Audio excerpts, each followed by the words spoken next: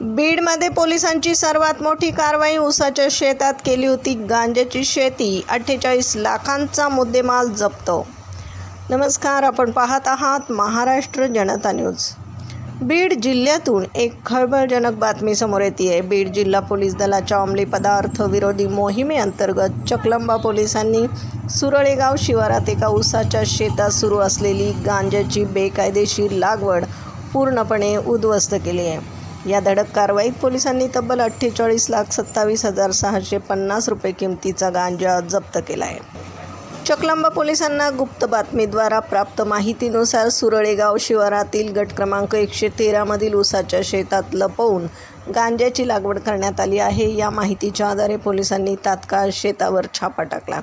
या छाप्यात पोलिसांना गांजाची लहान मोठी तब्बल 253 झाडे आढळून आली, ज्यांचे वजन 184.4 किलो असून त्याची बाजारभावानुसार किंमत 46,10,000 रुपये आहे.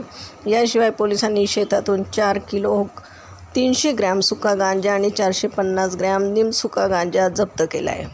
या प्रकरणी पोलिसांनी शेतमालक मनोज उर्फ बादल भगवान आंधळे याच्याविरुद्ध गुन्हा दाखल केला असून पुढील कायदेशीर कारवाई सुरू आहे.